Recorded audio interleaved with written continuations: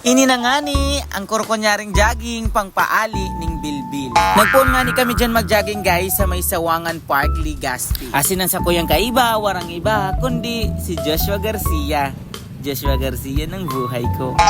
Magayon talaga didipalan guys mag-jogging paghapon. Tama preskuhon. Asin nakaka-relax talaga ang palibot.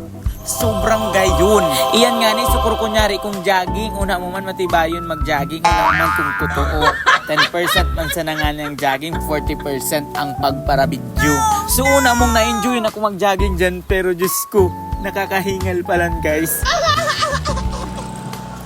Habang nga ni nag-jogging, dakulon ako dyan naiiling ng mga bakalan. Diyos ko, ang temptation. Kung nga ni sa may Sawangan Park, nakaabot kami digdi sa may Legazpi Boulevard. O, digdi ba kayo ni so famous na tiga para picture ka mga vlogger.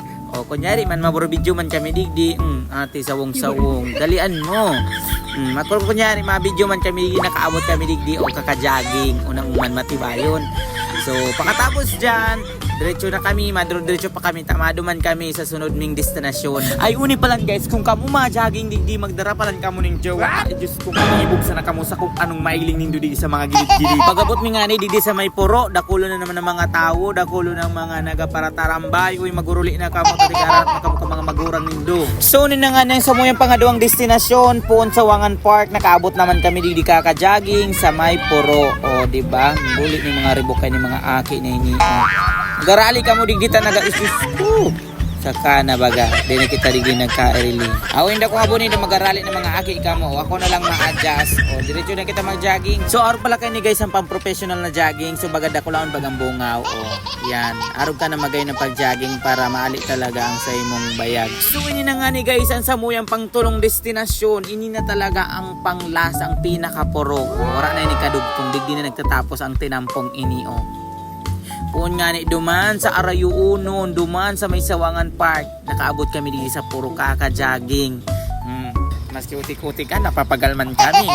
Mapulugon man sa lawas. Kaya masiramon magkaturo. Pero ayos lang supagal. Tao yan o. Nabawasan na sa bilbil ko o diba? Wow. Kaya mag-date na sa may abs na.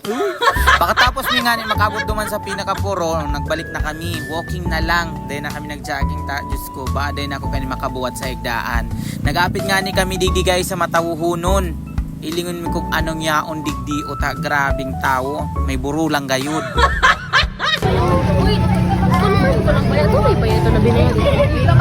Buli nini si ate, grabe naman ang kasismusahan, pati digdi-dara pa iyan. So dakulo nidi palan guys ang mga paninda, manlain-lain na tigtitirinda digdi o. Kagayon man mga murahonon sana tapos mga magagayon man. So kung dakulon ka lang talagang kwarta, dakol ka digding mababakal guys.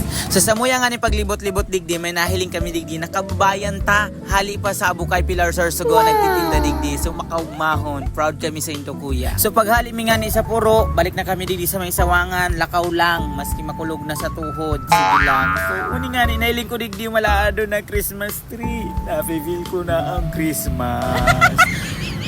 Never rising boy singer selling lanterns on the street.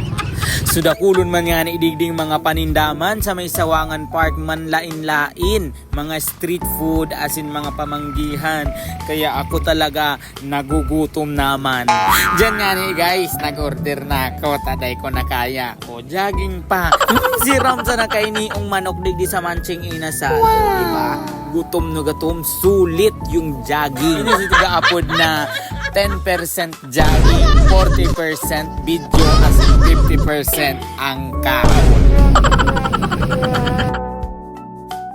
Isus ko na kaon ni iyo, baga na suday na pipakaon dari aling prisihan. Diyos ko, uuni na nga ni imbis magka-abs, dagdag bilbil.